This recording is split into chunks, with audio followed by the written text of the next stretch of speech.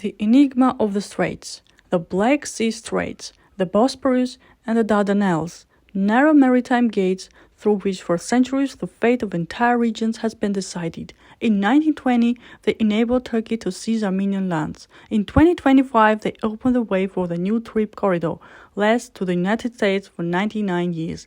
Since 1936, they have been governed by the Montreux Convention. Why do the Straits hold such power? Let us try to understand. Montreux. The rules of the game. July 20, 1936. Montreux, Switzerland. Representatives of Turkey, the Soviet Union, Britain, and other powers gathered to sign an agreement that would define the status of the Straits for decades. Merchant vessels were granted free passage, but for warships, strict limits were imposed, no more than 15,000 tons and no longer than 21 days in the Black Sea. Nearly a century later, the convention remains in force. In 2025, Turkey, invoking Montreux, closed the Straits to Russian and Ukrainian warships, while continuing to allow the transit of gas and grain. Each passage enriches Ankara and amplifies its influence.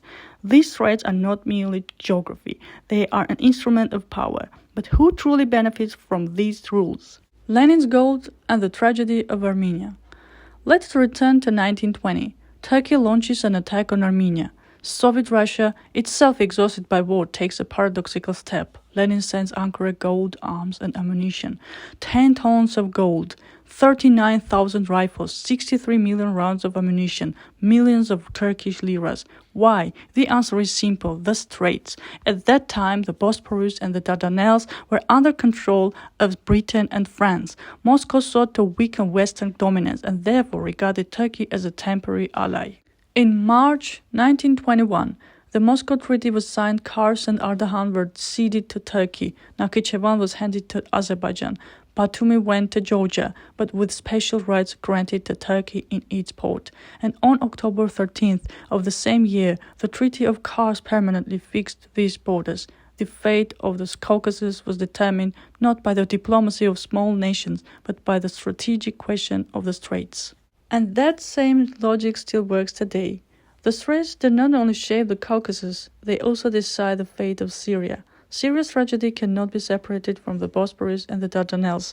Turkey controls the north, Israel the south, and Russia, though Syria's ally, is forced to stand aside because its entire access to the Middle East depends on these narrow waters. One corridor of water has turned an entire nation into a hostage of geopolitics. The TRIPP Corridor, an echo of the past. A century later, history repeats itself.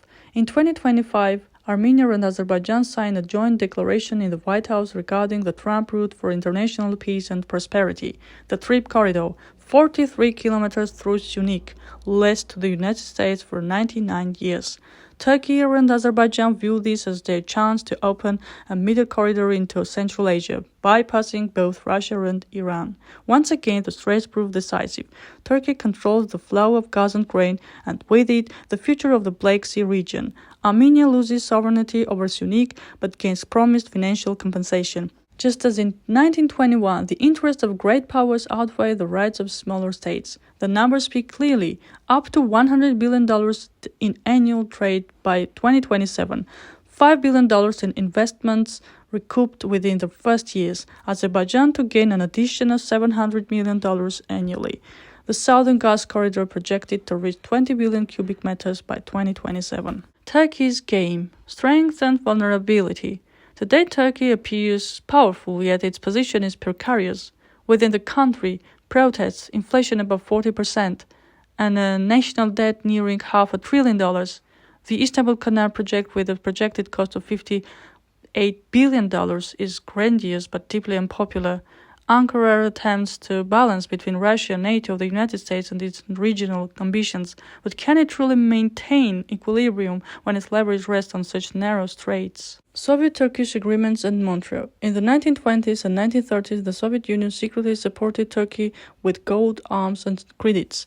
In 1925, they signed a Treaty of Friendship and Neutrality. In 1936, the Montreux Convention. Turkey gained control over the Straits, while the USSR secured relative stability on its southern frontier.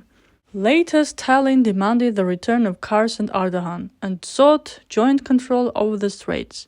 But the United States responded with nuclear threats and the drop-shot war plan. Turkey then permanently placed itself under Western protection. Khrushchev later criticized Stalin's foreign policy, arguing that his approach to the Straits and to the West in general placed a heavy burden on the Soviet Union and deepened the Cold War. Yet the fact remains, the fate of the Caucasus has always been decided through the Straits in the 20th century as in the 21st. Conclusion: a mystery unresolved. For 100 years, the Straits have shaped the destiny of the South Caucasus, from Armenia's tragedy in 1921 to the TRIPP Corridor in 2025. The Montreux Convention still governs the passage, while the Treaty of Kars, though legally without term, lingers as a wound in the memory of nations. And so, in 2026, amid new projects and renewed conflicts, the treaty once again becomes the subject of debate. Legally, it may be eternal, but historically, nothing is eternal. Will Turkey be able to retain its hold over the Straits? Is history repeating itself?